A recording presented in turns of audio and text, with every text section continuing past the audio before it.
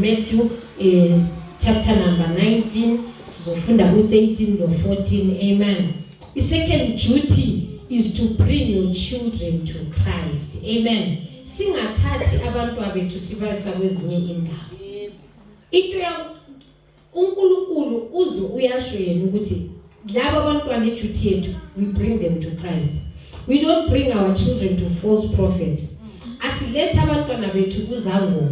Abantwana bethu asiba like we know in our African culture umntwana uma esekakhona ngithi ukhona ogogo abazosho ukuthi izalana esikwenzele into zomntwana azomele abe azifakile, uthola ukuthi ukhalo, uthola ukuthi entanyeni nakuphi uthola ukuthi konke nenkanda. Thina abantwana bethu our duty is to bring them to Christ. Ukhona sekavulele Matthew 19 verse 13 and 14. So we are here to teach you the second thing, you bring your child to Christ. Already myself I am happy ukuthi umlethile lana enkonzweni, uzinikele ukuthi mina owami uzoqhubeka umntwana esenkosini. Amen. So this one is a duty for every child of God. When you get married, when you have your children, you bring them to Christ. Cela usifundele Matthew 19 verse 13 and 14. 13 goes as follows. Khona kwalethwa kuye abantwanyana ukube abeke izandla phezu kwabo akhuleke, kepha abafundi babakhuza. uJesu wayesethi, vumelani abantwana, ningabanqabeli ukuza kimi, ngokuba umbuso wezulu ungowabanjalo. Amen. So siyabona lana ezwini likaNkulunkulu isikhathi ayefundisa khona uJesu Kristu kwasukusiba nesikhathi sokuthi kwalethwa abantwana kuye. Amen. Bathi bezile abantwana ngobuningi kumele abafake izandla angithi phezulu abathandazele ababusise, but kwaba nabakhona abantu ababa ukucomplaina ukuthi hayi ningayenzi kanjalo, but wasesithi bavumeleni baze kimi ngoba umbuso wezulu ungoba njalo. So sister Ntombi umntwana umvumele aze enkosini, umbuso wezulu ungowakhe. Amen. So ayikho enye indlela ongamkhulisa ngayo ngaphandle kokuthi umbeke ezandleni zikaNkulunkulu. Nguye yena ozokugcinela yena, nguye yena ozokukhulisela yena. Akula into edlula uNkulunkulu. Imagine ukuthi 9 months the child was growing esiswini. Alikho ilanga owadinga khona noma ukudla wathi ithi munikeze amanzi. Alikho ilanga konke wakusenzakala uzibuza ukuthi kanjani until azafike lana namhlanje. Kambe yena ogcine 9 months angehluleka namhlanje kumgcina, angeke azahluleke. Amen. So we don't need to help God to take care of our kids. Singamsizi uNkulunkulu ukugcina abantwana bethu. If 9 months ekhone ukumkhulisa esiswini waze waphumela ngaphandle, kungena into omfake yona umntwana, what more uma sengaphandle usukhona ukumbona? Why udinga ukusiza uNkulunkulu? uNkulunkulu asimsizi ukukhulisa abantwana. uNkulunkulu akadingi ukuthi thina siye emuntwini umuntu ozofika asinikeze enye into nayo. Yena is free of charge.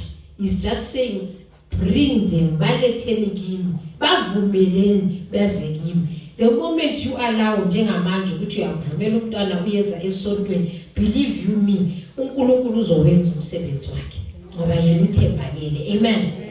And then we continue to train them for God. We train the children for God. Amen. Siba trainer for uNkulunkulu. We don't train our children for darkness. Asiba traineli ezobunyama, but siba trainer uNkulunkulu. Amen. Let's look at Proverbs 22 verse 6. If economy all the Bible lesizulu asiyele ku Ephesians 6, I need to move with speed. I have got so much that I want to say, but I need speed. Amen. Proverbs 22 verse number 6, and then we have got Ephesians 6:4.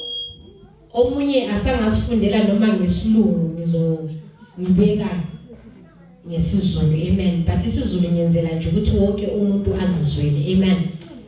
Ephesians chapter 6 verse 4. Verse 4 and then Proverbs 22:6.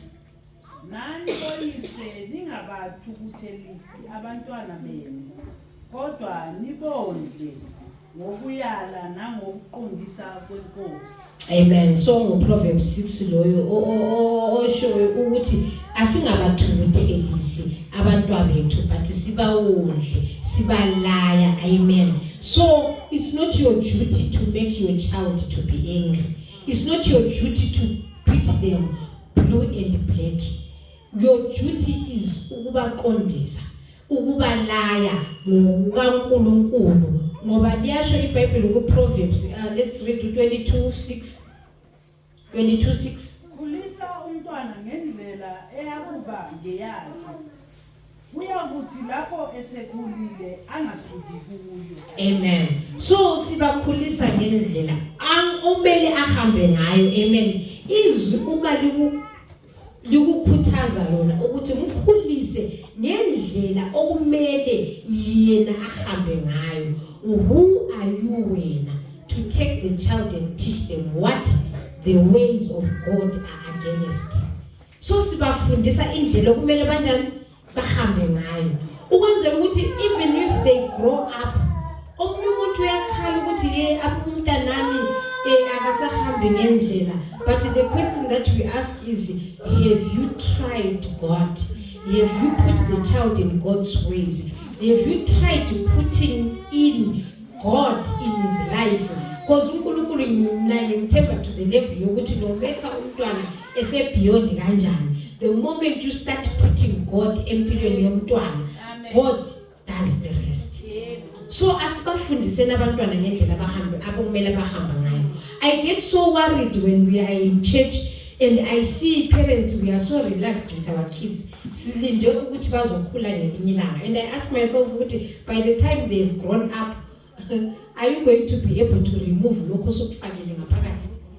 Because when we say let's pray, you find kids are playing. Yeah. You don't even teach them to pray. Awumfundisi. Uzitshela ukuthi uzofundisa kakhulile when?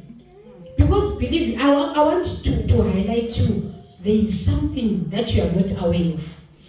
Abantu bethu, as young as they are, they meet other kids in the street, and in the street you find ukuthi umntwana uza nalokho akufunda kuphi? Konke lokho.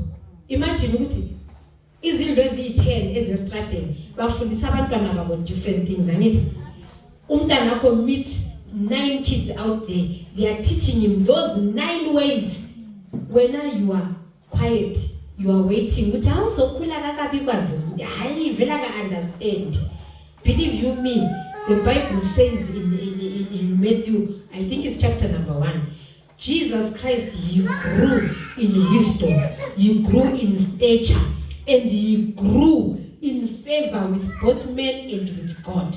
If Jesus grew in wisdom, what can stop your child to grow in wisdom? Amen. Parents, I want to encourage you. Abantwana laba ngelinye ilanga ungathi idemoni leli. You breed a demon. You are seeing ukuthi this one is demonic, but you are quiet. You are saying, "Ay, uzokhula ngelinye ilanga." Believe you me, if Jesus grew in wisdom, you are given the scriptures to speak them over the life of your children.